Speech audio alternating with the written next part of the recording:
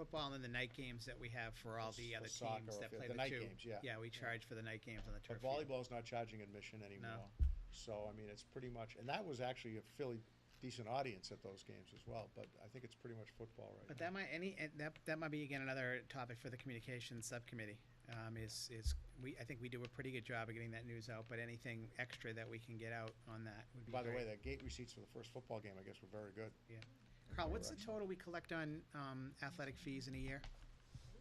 200 something? 225, I think. 225? I was going to say low 200s. Yes. 225, around that area. Yes. Yeah, Significant amount of money. yeah, it is. Yeah, it is.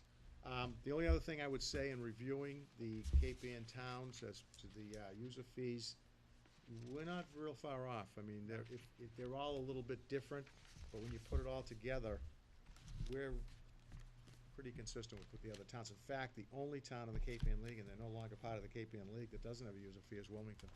Because of their industrial From what I can base, see, yeah. industry and retail.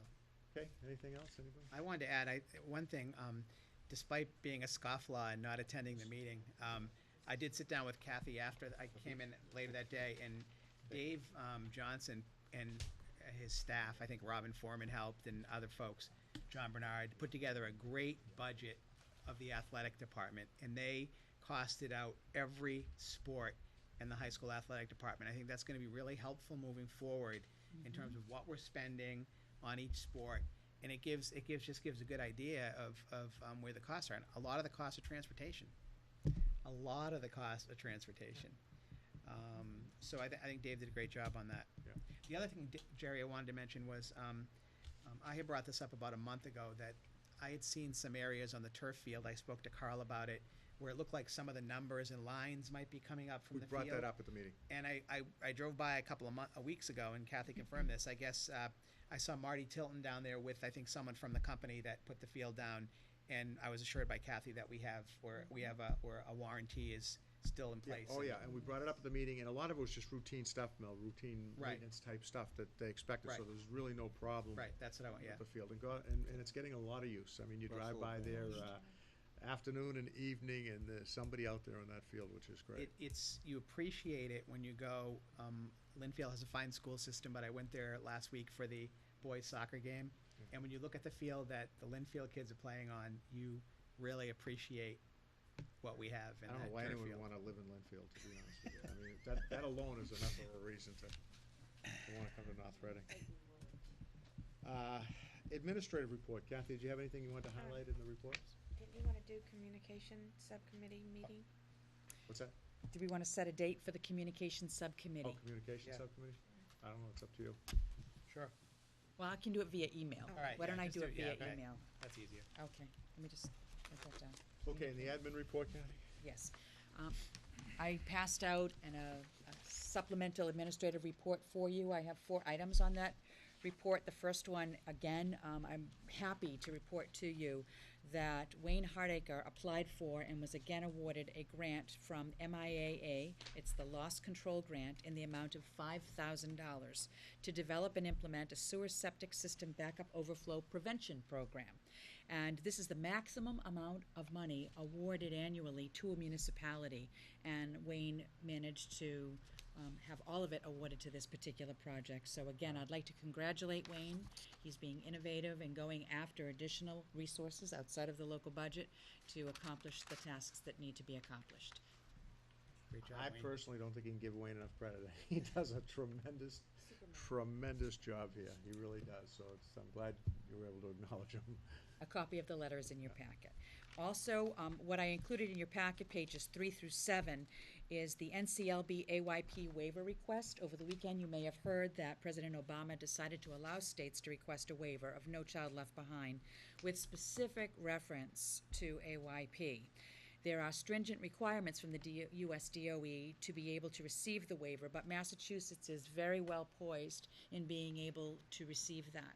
So in your packet, you have an email that I received from MASS today, and attached to it is a letter from Paul Revel, and we also have a letter from it's a press release from the White House indicating what some of those requirements are. It's a fact sheet bringing flexibility and focus to education law. So I thought it was important that you have that information. Stay tuned. I think it will have implications, important implications for what we do. Although I don't think all of the requirements are going to go away, I do believe that the 2014 AYP requirement of 100% proficiency of all students will be lifted. Well, and I think it's important to point out that this isn't, these waivers, the idea of these waivers isn't so states can avoid Not at meeting higher requirements.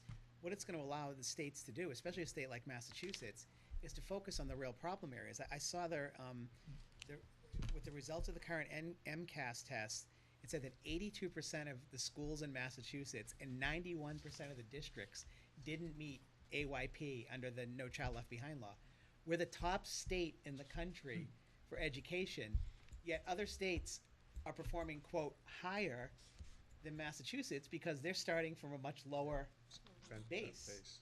They're improving better. They're improving better, but we're, From 0 to 10 Right. is a lot easier than from 90 to 100, isn't it? but when you say when you see 91% of the state's districts weren't going to meet AYP requirements, it They've just kinda shows reached the ceiling. flaw with the, That's- yeah. That's what it comes down to. And that's what this whole waiver's about, not to waive all of No Child Left Behind. It's to waive that one aspect, which I think a lot of educators will tell you, it's impossible to reach 100% in any district That's correct. by 2014. And I did provide highlights for you, speaking to what Mel is raising in terms of important facts around this accountability. In addition, on October 11th, we will present the MKS results regarding the North Reading Public Schools to you at a school committee meeting, but I did include a copy of the MKS annual comparisons for our district.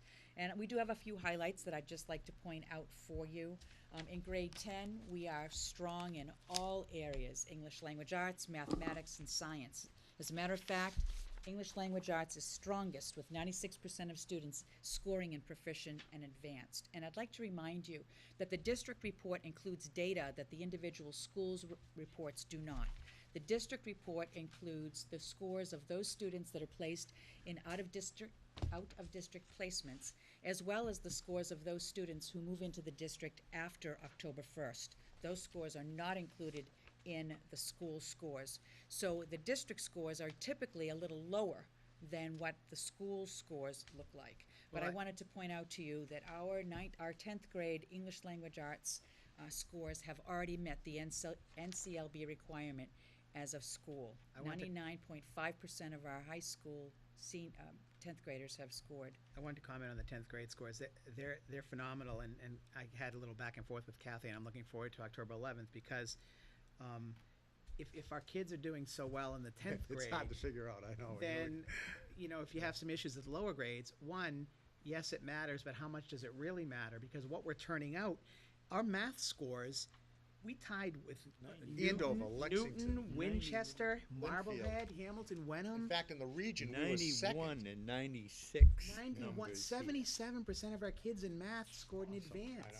77%. And if you want to just extrapolate, you could say that obviously we're doing something very good if at the lower grades they're not scoring as well, and then we're getting them to that level in the 10th grade. Something really good is We're happening. doing what we're between- supposed to do somewhere along the line here is my conclusion. Because the high school scores were phenomenal. unbelievable in all three categories. Exactly. You know, I mean, the science scores. Globe North ran something. We were second Yeah. in the entire area. And, Right. And I think it was the language. It was arts. English It was language English arts. language arts. Yeah, and then math, we That- weren't No. that far behind No. either. We were in the top. No, Combined very close. advanced and proficient, 96%. In Yeah. English. That is awesome in English. Yeah. And that's the district. If we're just looking at North Reading High School, it's 99.5% Well, again, of our explain, what do you mean students. that's the That's district? awesome. So that's, Good thing Okay. there.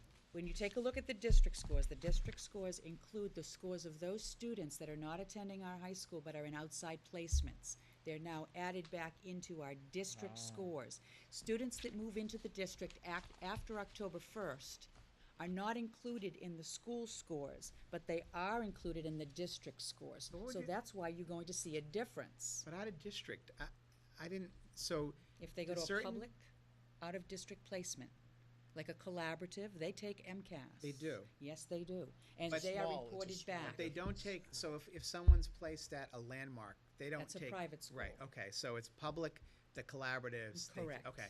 Correct. It's only a small. Right, it's a It's small a number. very small small. number.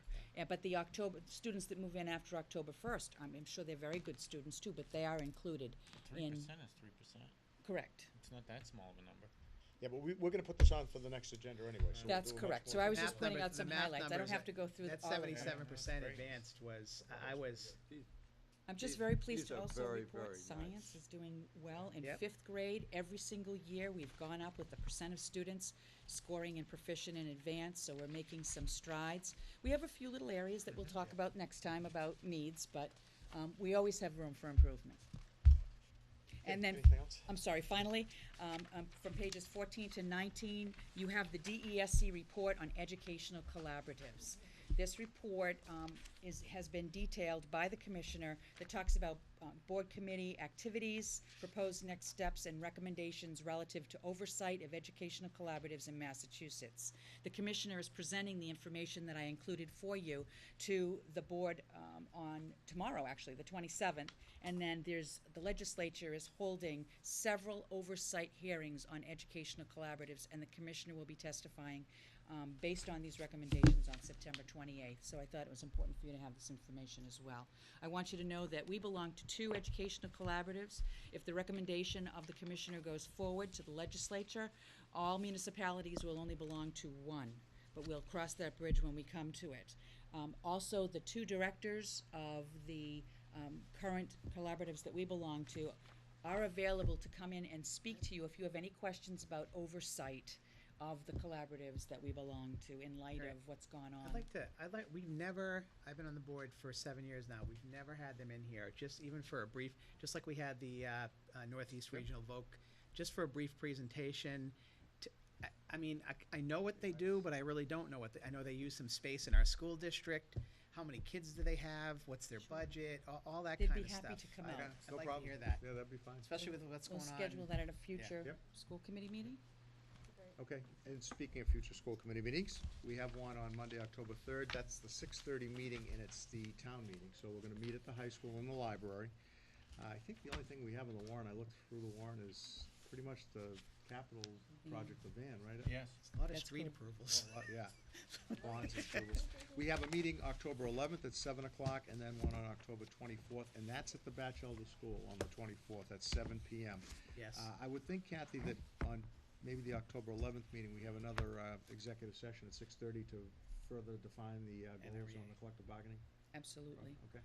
All right, So the Anything else? 24th is the batch. 24th is the batch. And if I can ask our local media folks to get the word out, because that's when we're gonna start presenting We're gonna do a brief the presentation, yeah? secondary school building project ideas, and we're gonna be going around to all the schools basically before the end of January, or by mid-January. Yep, by mid-June. Okay, can I have a motion to adjourn?